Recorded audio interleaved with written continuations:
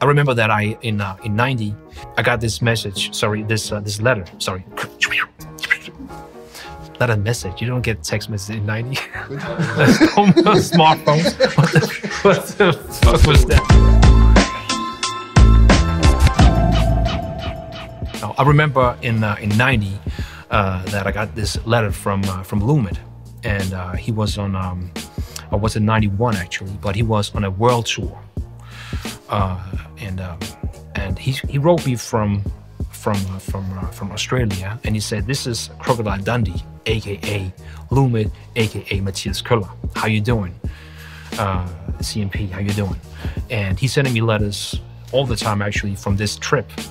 And of course, he became somebody for me that was really, really, really important when it comes to networking, because also he would give me addresses of people from not just Sydney but Perth, and he would just write me letters with all kinds of information about the scene, and also enclosed with the image, with the pictures, you know.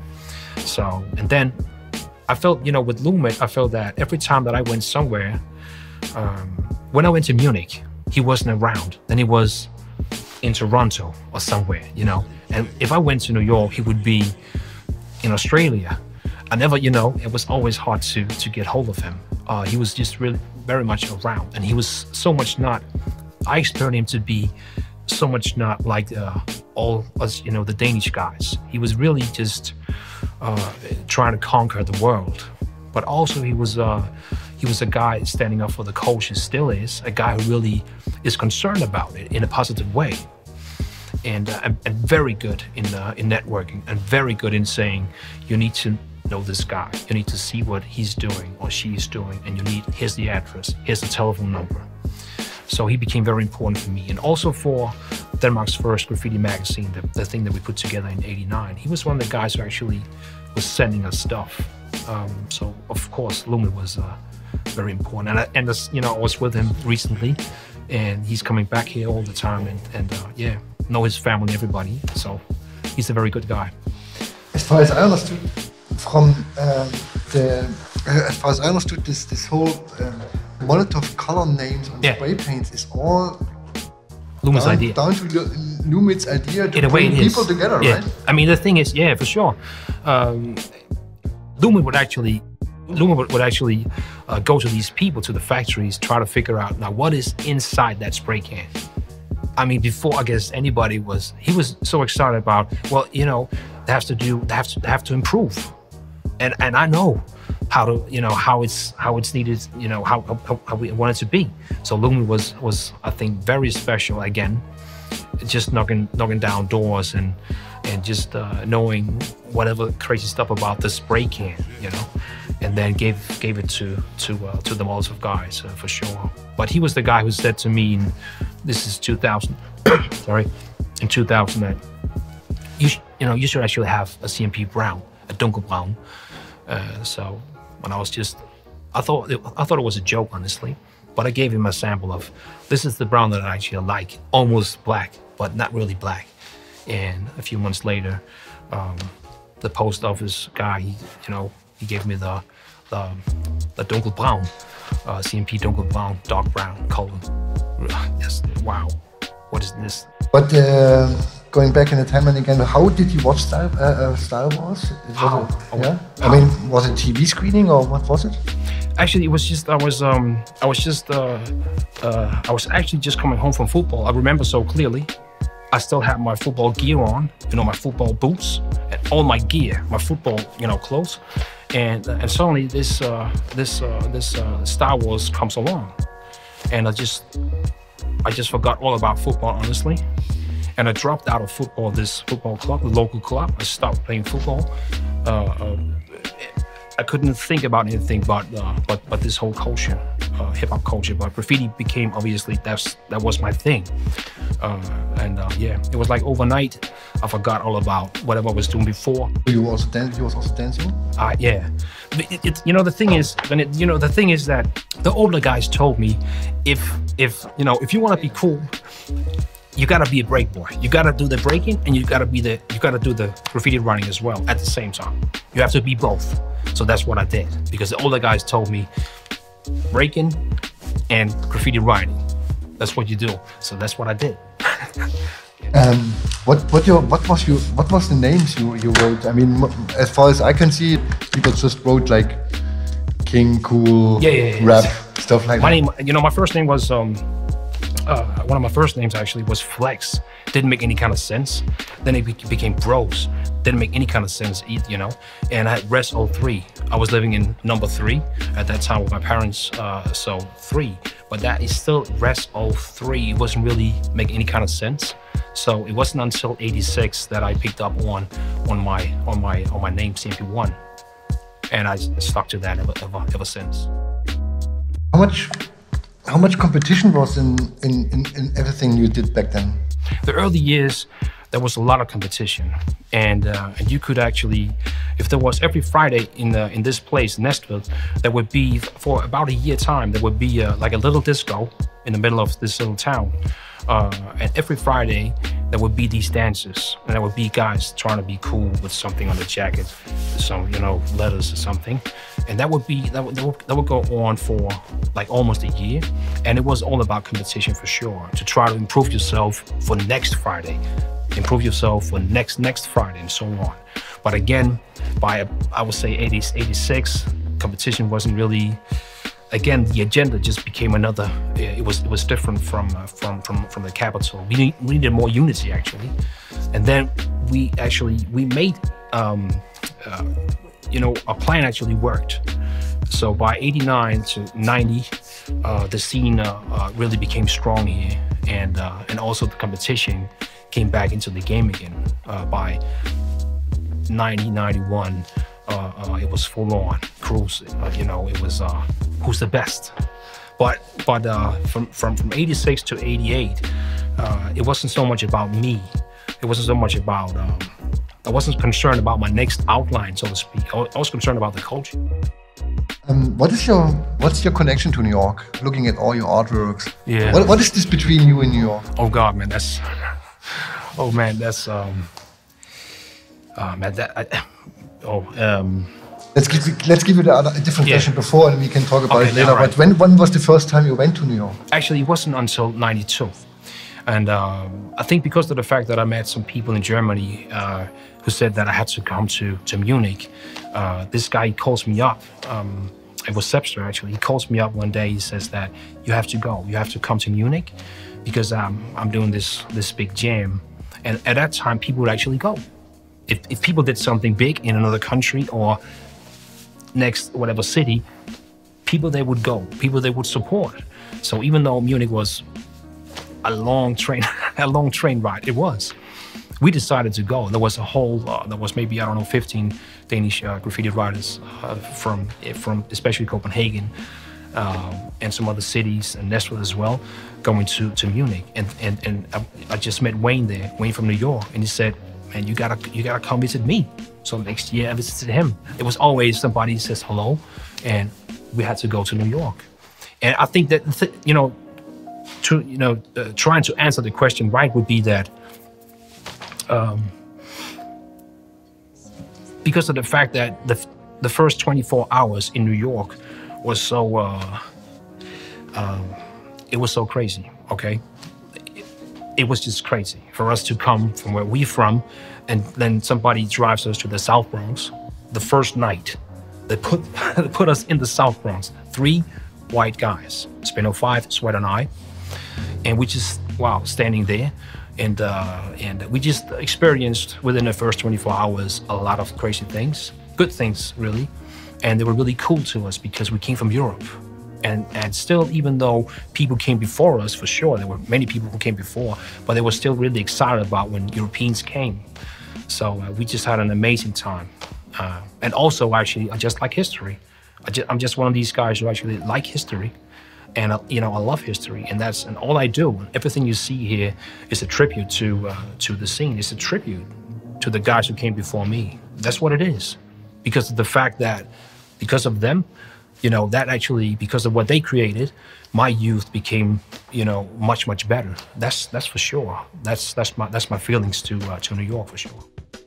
I mean, there was a time, I don't know, many people say it was in the early 90s, some people say it was in the end of the 90s, but there was a time when graffiti went completely out of control with everything, with bombings and stuff like this.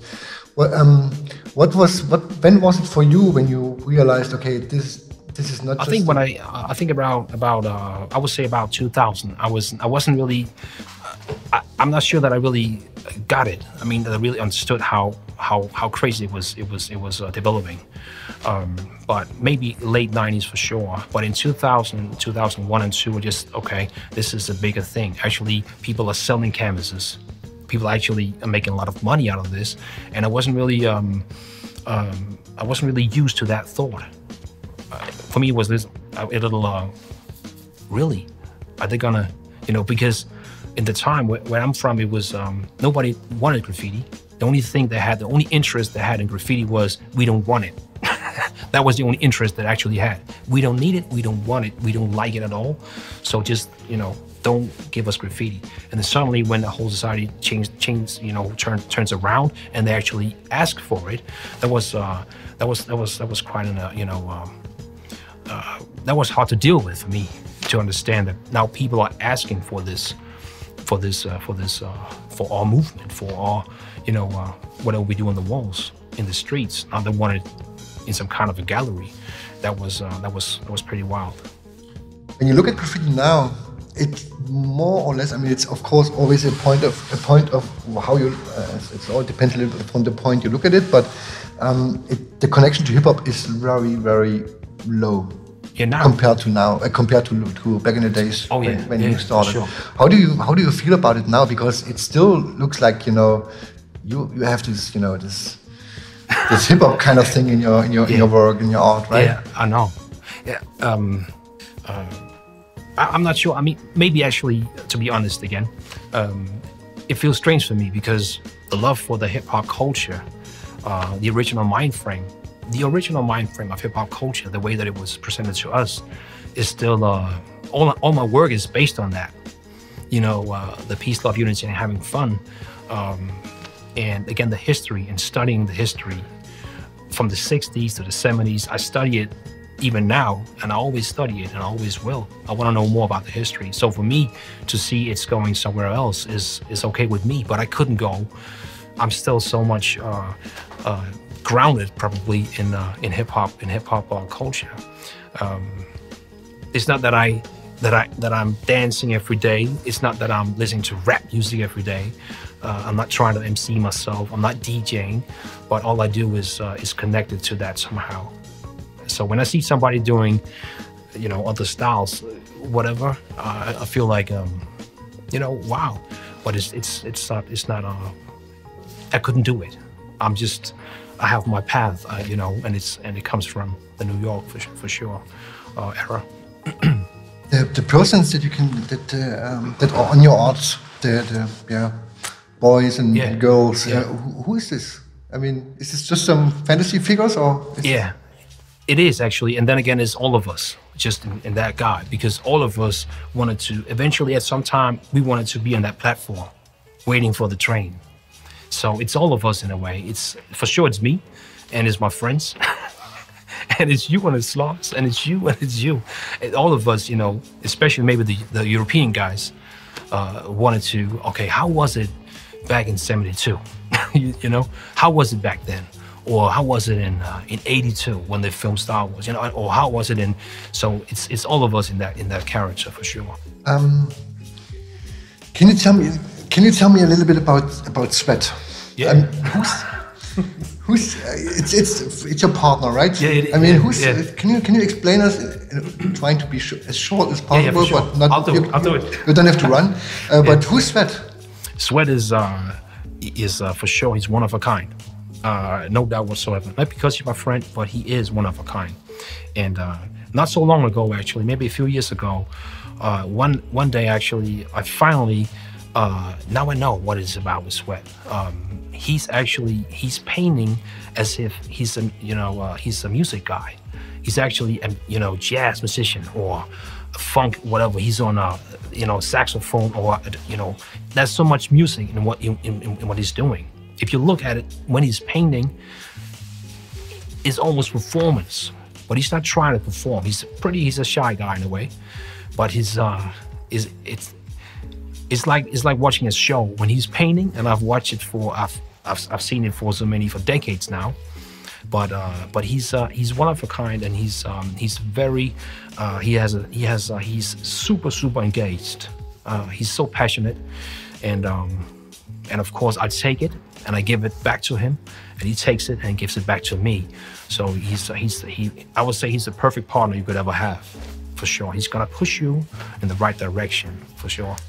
It's interesting because I never have seen him painting in the 90s, but I've seen him painting with stuff he's doing now. Okay, yeah. Can you tell me how, I mean, back then in 25 years ago, or 20 years ago, he painted this amazing wild stars, right? Yeah. It's impossible to paint them in the same, rhythm. move. It's not the same rhythm. No. It was another rhythm. It was more technical back then again. Oh, he's trying. At that time he tried to be more complex in a way. But again, he was trying to find his way. For sure, the last, I would say, 5 years, he finally came to the position or to the stage where he needs to be, the place that he talked about for so many years. Now all that talking is now translated into where he is on the wall now. The power, the natural. It's like you have the spray. You have the spray can, of course, and then the cup or whatever, and it's like the. So that's what he didn't say it, but that's where he wanted to be years ago. Now he's finally there. But in the 90s he was somewhere else. But for sure he's on his right shelf now, for sure. When all those new spray paints came up, right, with the MTN 94 and also Molotov and Germany and blah blah. How you experienced that era? How was it for you? Honest truth is that I was going in another direction. Of course, I was really surprised about it. I was surprised to see that now it's really becoming and now it's getting more serious in a way. Now there's more business in it, but I wasn't so much about knowing too much about the new tip or can or pressure or pigments or whatever. I wasn't really into that because I wanted to at that time actually I wanted to make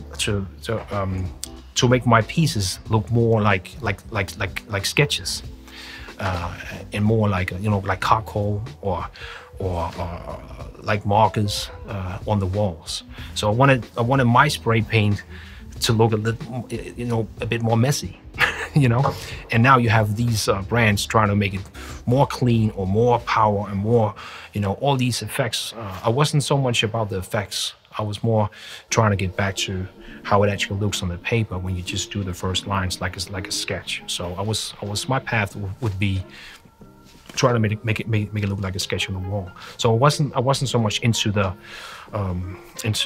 what was new on the market. I wasn't too excited about it. I wasn't against it, but I wasn't like, I need the new products. I wasn't really so much about that.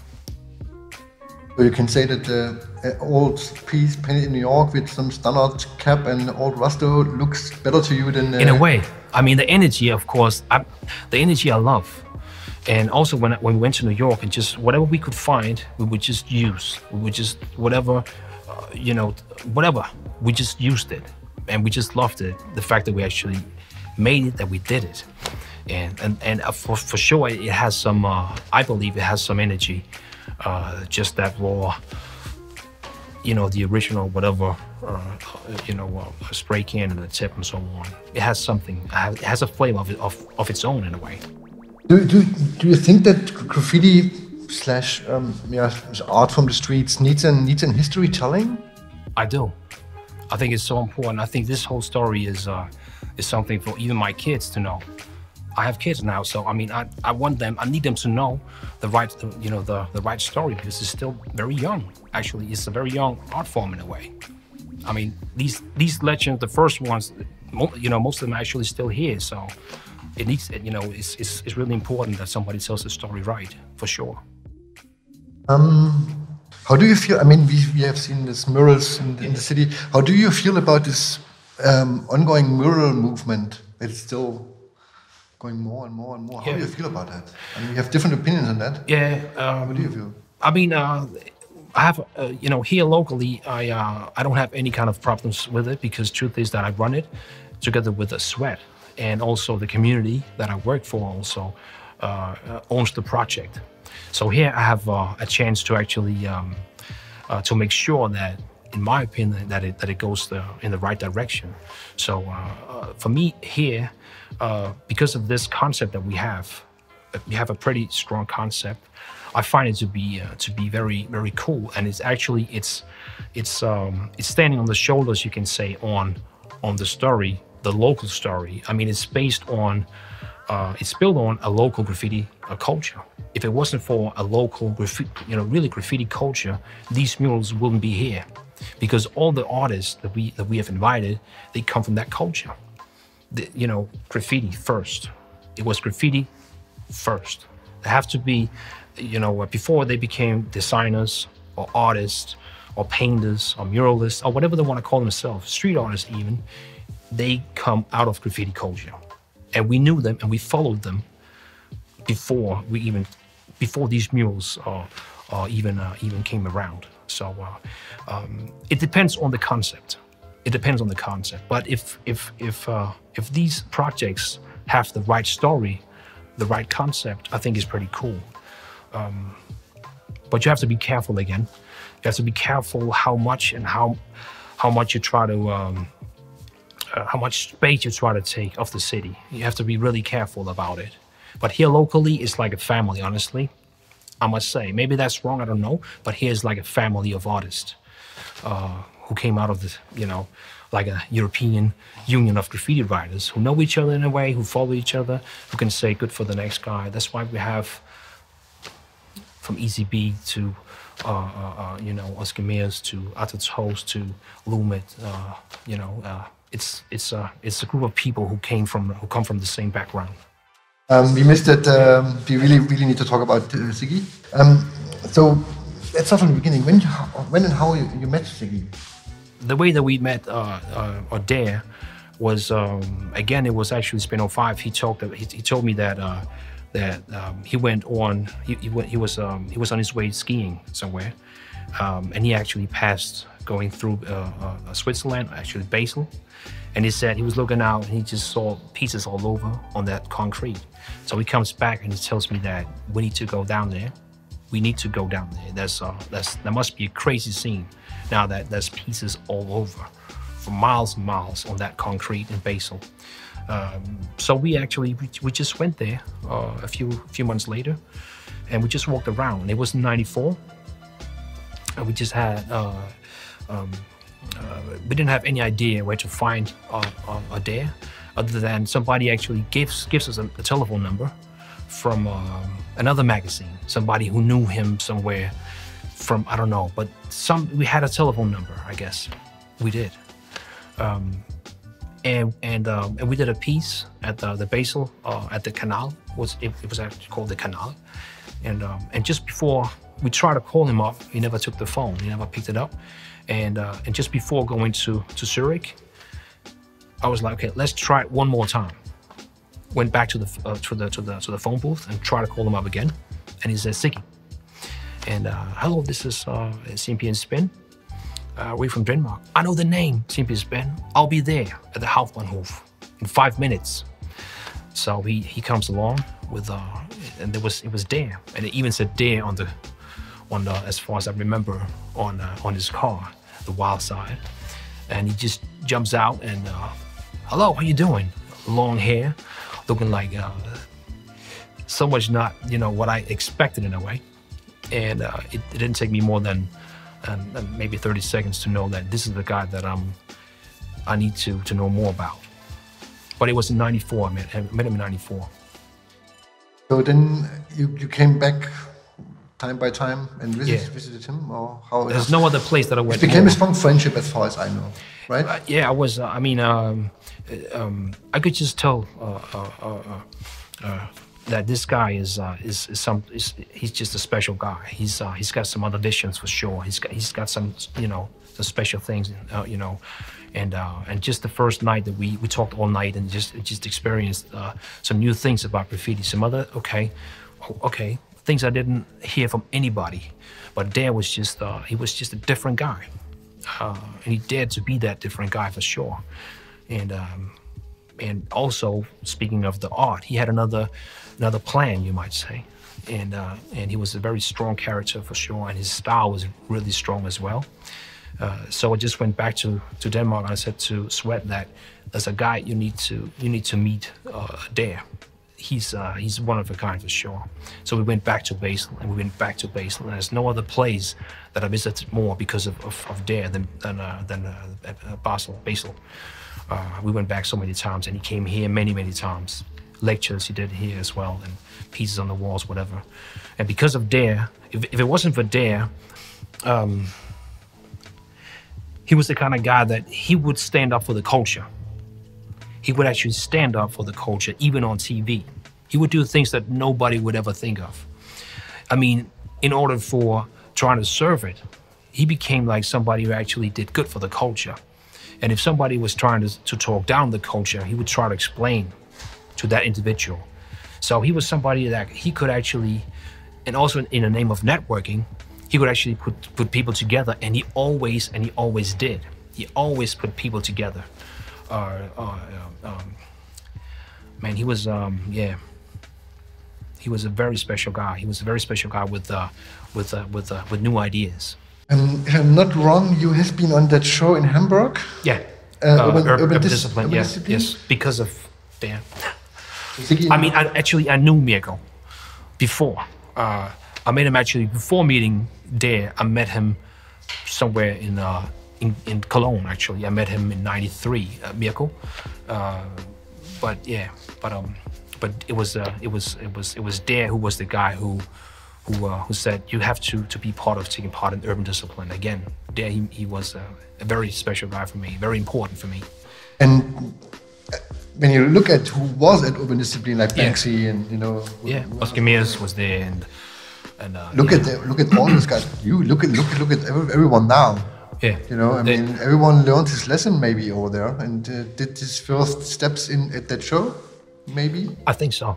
Yeah, if you have, I mean, the people even from Australia was there, who came and they contributed with something really special, and from Holland and from Germany, of course, and from Brazil, and for sure also Dare. He played a major role in it, if you ask me, and that, again, because of him.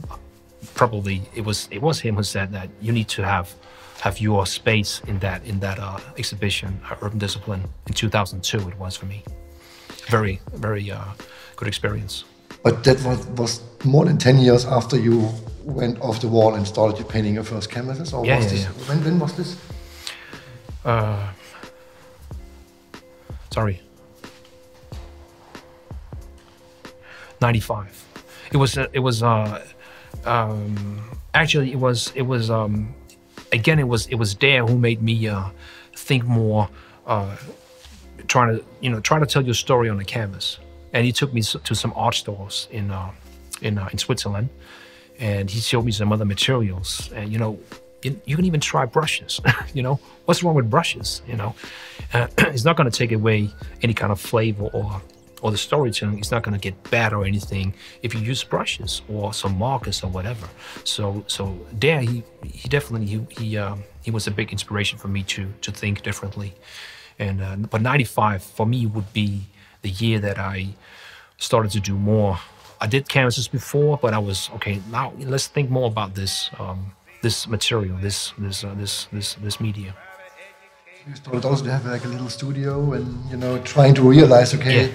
I really want to work on the creative side of this whole thing, and not just... Yeah, but I just did it at home. It took me so long to understand that actually you need a real studio like now. It took us many, many years because we had this is typical, a Danish thing for sure. It's a Danish thing that the studios came so much later. We were just so much not in that mind frame. We were still so much belonging to the streets, we believed. So the studios for us would be something that you would have at home for many, many, many, many years.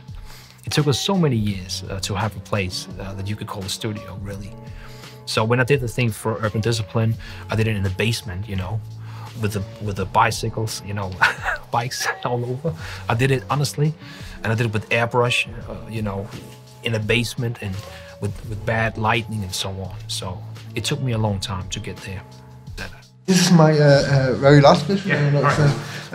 This is also the most tough one. Some people were not able to answer it, and you also have time to think about it. All right. Imagine graffiti was a person and you know this person for more than 30 years. Can you describe that person with all its up and downs a little bit for us? What the fuck is that? What did Sweat?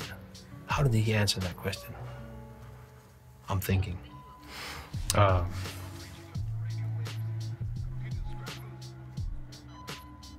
I mean, again, back to what I said before.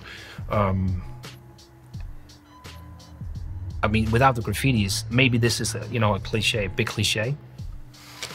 But like I said before, without graffiti culture, I don't think that I would have had so many great experiences. And also, I don't think that I would develop having graffiti as a friend the way that I actually did before, without trying to sound anything great or anything, but before even people here, my age, I would just conquer the world or think differently because of graffiti. I would dare to do things because of graffiti that normal people wouldn't even think of doing. So graffiti became a very good friend, even in bad times. I would see graffiti as a very secure, good friend to have along, and always have that in your back pocket, knowing that I can do better than that. Not graffiti, but knowing to have that graffiti thing in your back pocket. You could always, I have my name. So actually, in a way, it secured me in a way to have that secret weapon. Even if I had some kind of a job, that has nothing to do with graffiti. I just knew that I could always rely on that. All the adventures, all the experiences, and everything that I learned, all the tools that I got from writing graffiti and from painting, graffiti pieces and letters, characters, the big walls, the trains, whatever. To actually know that I could do that would make me stronger in that whatever moment. Yeah. Probably, yeah. That's it. But that's a tough question, man. That was a really good answer. Really? Okay. Okay. Actually, I thought about it the other day. Confirmation. I'm sitting there, I'm 48. And people are looking at you like, who the fuck is he? You could just, there's something different about me, and then again, they actually, so what can you do? Because rich people, north from Copenhagen, only rich people, and then my wife and I, my kids, and we were just outsiders. But then because of graffiti, I was like really, not being pissed off, but really annoyed, with the big cars and whatever. But then I had my big walls, I have my big walls. And by the end of the day, actually, I was more, this sounds stupid, but I was more cool than them. And actually, they found me to be very interesting because, did you really go to Sydney to paint your name? Did you really go to the South Bronx to do graffiti, to do your own graffiti name? Did you really go to Basel and to Munich and to Stockholm and to, and they were like, wow. And all that, whatever money and all that, whatever, looking good, fancy, whatever, it just, it faded away in a way. So yeah, sorry, yeah, you know what I'm. But it's still hard to explain why you do it. I mean, of course, you as an artist, now it's getting a bit more clear to people from outside, but as a graffiti artist, it's still hard to explain an outsider why you are doing this. Most of them don't understand. No. What you're saying, like traveling to the Bronx, painting a train? Why would you do that? Isn't that dangerous? Or why would you go some whatever place and not even being sure that somebody's gonna be there picking you up at the station? How, you know, what are you driven? You know, How far you go for a piece? For some stupid things like painting on a wall. You're looking at a wall. You're not looking at going on your tourist, whatever guided tour. No, I need to I need to paint my name on this wall and I have the picture. I need it back home. You know, people wouldn't know. Maybe it sounds stupid in a way for the outsiders. I can't understand how. Yeah. It is. Yeah, I mean, not everyone has to understand this. No, for sure. But I guess we do. All right, man.